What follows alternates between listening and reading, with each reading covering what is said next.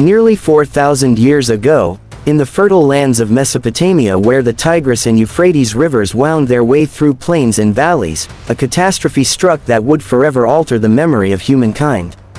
The people told of days when black clouds swallowed the sky, wind screamed like angry spirits, and rain poured down in endless torrents.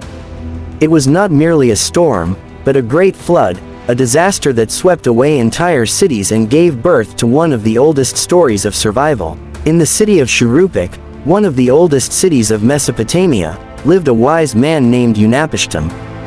He was respected for his knowledge of the stars, the rivers, and the rhythms of the earth. For many years he had observed unusual signs, the rivers swelling far beyond their banks, rains arriving earlier than expected, and the sun often hidden behind thick veils of cloud.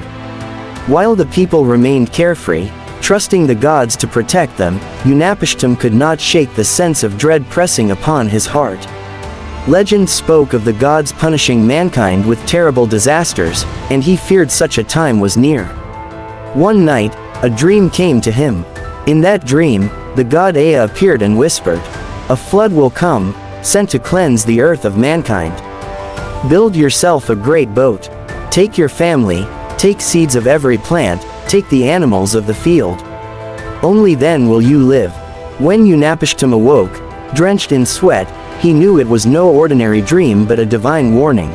Without delay, Unapishtim began building a massive vessel, following the instructions of Ea. It was to be shaped like a giant box, sealed tightly with bitumen, strong enough to withstand violent waves.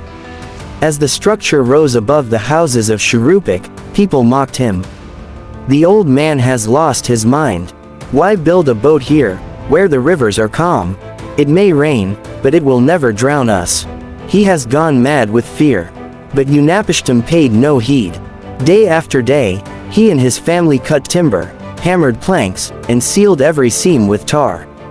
The vessel grew into a towering ark, casting shadows over the city's mud brick walls. Quietly, he gathered sacks of barley, beans, lentils, and jars of oil. He brought goats, sheep, cattle, and birds, pairs of every creature he could keep alive. His neighbors laughed harder, but he remained silent, bound by the urgency of his vision. Then came the day when the sky itself seemed to tear open. Dark clouds rolled across the horizon. Winds roared louder than 1,000 lions.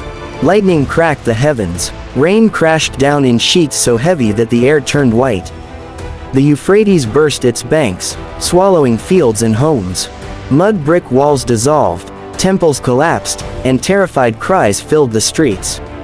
Unapishtim herded his family and animals aboard and sealed the massive wooden door.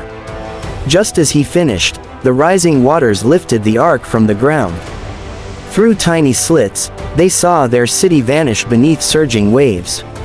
People scrambled to rooftops, clinging to palm trees, only to be ripped away by the flood. The world had become a roaring sea.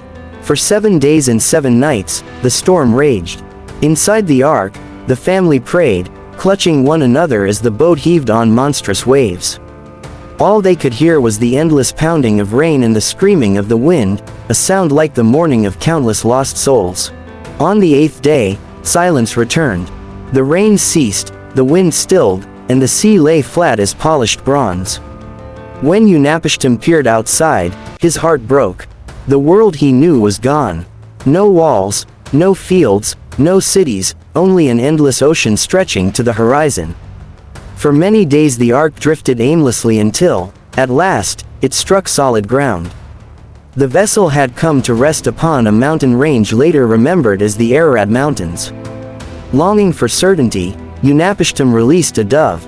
It circled and returned, finding no place to land. Days later, he sent out a swallow, it too came back. Finally, he released a raven. This bird did not return, for it had found dry land. Joy overwhelmed him. He opened the doors, and sunlight poured in. With trembling steps, he and his family set foot on the muddy slopes, leading the animals into the fresh air. The world smelled of salt and wet earth, but the sky was blue again. A new beginning had dawned. Grateful for survival, Unapishtim built an altar of stones. He laid out offerings of bread, herbs, and wine. Smoke rose into the heavens, carrying the sweet aroma. The gods, moved by the fragrance, gathered around like bees to honey. Then the god Ea spoke. This man has listened. He has preserved life. Let him and his wife be rewarded with the gift of immortality, to live among the gods forever. So it was that Utnapishtim and his wife were taken beyond the realm of mortals, to dwell in eternity. They became the immortal witnesses of the great flood, guardians of memory, and keepers of a lesson for all ages. For those who came after, the flood was more than a tale of destruction. It was a warning that human arrogance and neglect of balance with the divine and with nature could bring ruin. On the drowned plains of Mesopotamia, survivors rebuilt. They sowed seeds saved from the ark, raised flocks, and founded new cities. From those cities came writing, laws, and the very foundations of civilization. Yet in their hearts, they carried the echo of that storm, the memory of waters that had once swallowed the earth. And so the story of Utnapishtim endured, passed from generation to generation, later woven into the epic of Gilgamesh, a story not just of survival, but of humility before the power of gods and nature alike.